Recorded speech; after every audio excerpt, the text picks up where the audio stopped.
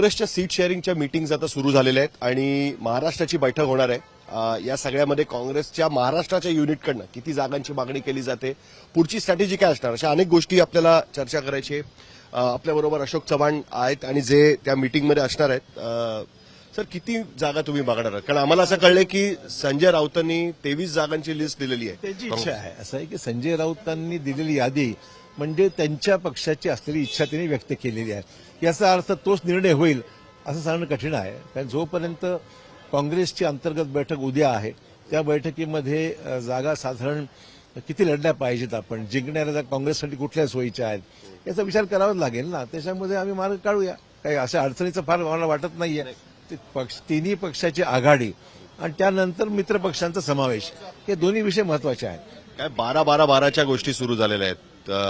वंचित बहुजन आघाडी म्हणते आम्हाला 12 जागा मिळाल्या पाहिजेत, त्यांनी आलं पाहिजे असं तुम्हाला वाटतं का? निश्चितच प्रकाश आंबेडकर मताचं विभाजन टाळायचं असेल तर जेवढे समविचारी पक्ष आहेत त्यांनी लोकशाही वाचवण्याकरता एकत्र आलं पाहिजे।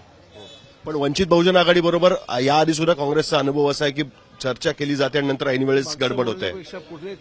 यावेळेचा पॉझिटिव्ह वाटतं, नवीन वर्षाची सुरुवात चांगल्या गोष्टींनी करूया आणि म्हणून मला वाटतं की त्यात फार अडचण येणार नाही। प्रकाश आंबेडकर सकारात्मक आहेत, बोलणी आमची अनेक वेळा अनौपचारिक झालेली आहे।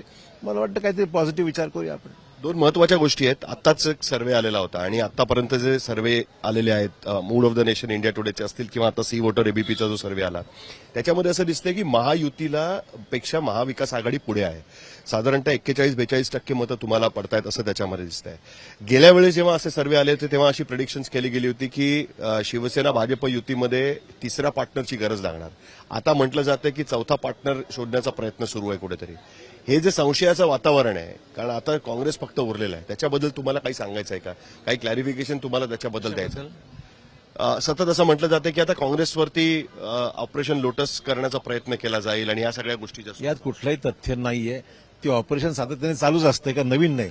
देशामधल्या गेल्या 5 वर्षाचा अनुभव आहे की ऑपरेशन सातत्याने इतर पक्षाला डिस्टॅबिलाइज करण्याचा प्रयत्न सुरूच असतो। एका देशासाठी नवीन नाही, कुठल्या राजकीय पक्षांना नवीन नाही आहे। परंतु मला खात्री आहे की काँग्रेस, राष्ट्रवादी काँग्रेस आणि शिवसेना आम्ही तिघही मिळून महाराष्ट्रामध्ये आघाडी, मजबूत महाविकास आघाडी राहील आणि इतर मित्र पक्ष जे इच्छुक आहेत त्यांनाही समाविष्ट करून घेण्याचा आमचा प्रयत्न राहणार। कधीपर्यंत सीट शेअरिंग फायनल होईल? कारण 31 डिसेंबरची डेडलाईन म्हणत होते। प्रयत्न आहे की अधिक वेळ न घालवता जेवढा लवकर हे डेडलाईन आज नाही सांगता येणार मला, पण माझी इच्छा आहे की हा विषय लवकर संपवला तर सर्वांना कामाला लागणं सोपं होईल। सर, किती जागा तुम्ही ठेवणार आहात आपल्या श्रेष्ठींसमोर की आम्ही एवढ्या जागा लढवायला तयार आहोत? आज का जोपर्यंत चर्चा होत नाही तोपर्यंत मला याच्यामध्ये बोलणं उचित नाहीये, कारण की सर्व आमची जी समिती आहे ती एकत्र बसूनच याच्या विचार नंतरच सांगता येईल बाबतीमध्ये।